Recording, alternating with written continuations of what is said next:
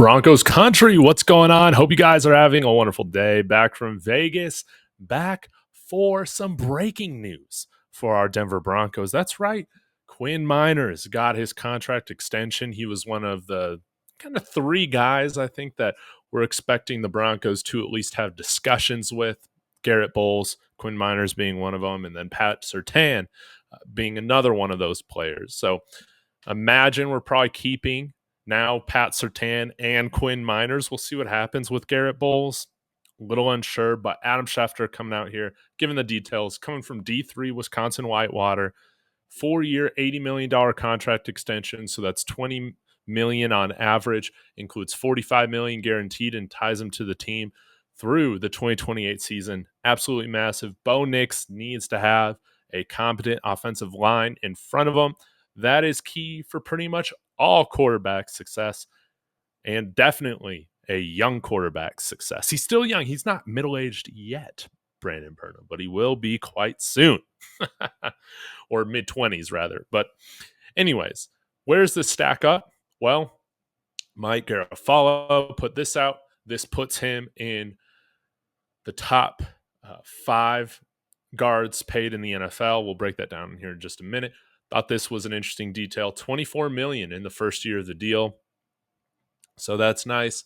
If we take a look at our contracts here, you can see Landon Dickerson has, for the Eagles, the highest paying contract, 4 years, $84 million. That's 21 on average, as you can see there. And then we have Chris Lindstrom from the Atlanta Falcons making $20.5 million on average. Signed a 5-year contract worth over $102 million. And he slots in there right by Robert Hunt and Quentin Nelson, tied for third on average. Robert Hunt signed a 5-year, $100 million deal, while Quentin Nelson signed a 4-year, $80 million deal. And that's where Quinn Miners is going to slot in. So a guy who has just been an absolute menace this past year, I don't believe was an official like AP All-Pro, but was made All-Pro on PFF's All-Pro list. And hopefully this year we can see him make that official All-Pro list, especially making this kind of money. So if you guys are wondering what this looks like for the Broncos cap, kind of the way that I'm looking at this is I don't think any of us expect Courtland Sutton to be here past this year. His whole salary isn't guaranteed at all in 2025. Roughly under $18 million. The way that I kind of see it is that we're just kind of swapping out Courtland Sutton to extend Quinn Miners here moving forward. His contract isn't here yet in Spot Track, but as you can see, he's making a little bit less than Mike McGlinchey is. He is a tackle. Garrett Bolles is a unrestricted free agent next year, making that same $20 million this year. So that's going to be really interesting to see what happens with Garrett Bolles. Ben Powers making 17.4 on average. And now Quinn Miners, you're going to see him extended out. And yes, it has been talked about how the Broncos can easily create $100 million in cap space next year. They have, I think, about 50 to 55 or so that's already on there. But with cutting guys, letting guys go, all of that options, they can get to $100 million. That's probably going to be lowered now because of Quinn Miners' cap hit of being $20 million or whatever it's going to be. Might fluctuate a little bit since he's getting more guaranteed next year, but $48 million guaranteed, which is really nice for him. And yeah, we'll have to see. Maybe that brings us down to more of that $80 million. We'll still have to extend Pat Surtain, who I imagine will be commanding around this same amount of money as well. He's slated to make $20 million in 2025 with that first-year option, and then is going to be a free agent. But yeah, he might kind of keep that salary and add a little bit more to it on average. And again, we have to see what we're going to do with Garrett Bolles. So yeah, that could easily drop if we re-sign Garrett Bolles to around that $20 million range, $15 to $20 million. It could be. We could just be working with more like $50 to $60 million in cap space.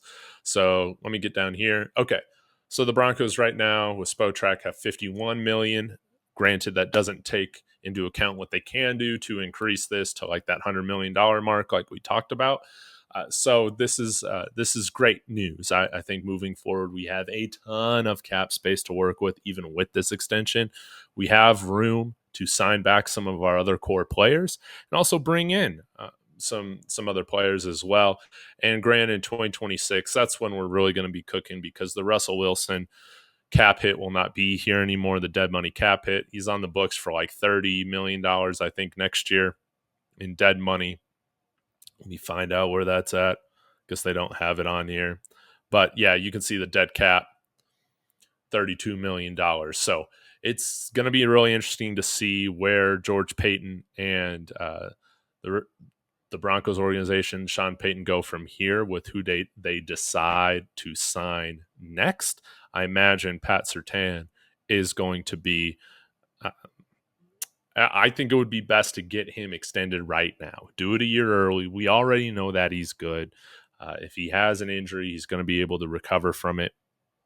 And I would just rather make him the highest paid corner right now than make him the highest paid corner a year from now, because you're going to be saving money in the long run, right? So that's my thoughts. But maybe he doesn't want to sign one right now. And of course, you need two to tango. So y'all let me know your thoughts on this. Very exciting news. We got rookies coming on into camp, I believe, on Thursday. So I will be back with a video on Thursday. Thank you guys so much. Like and subscribe. As always, we're on our way to 2,000 subs. Go Broncos.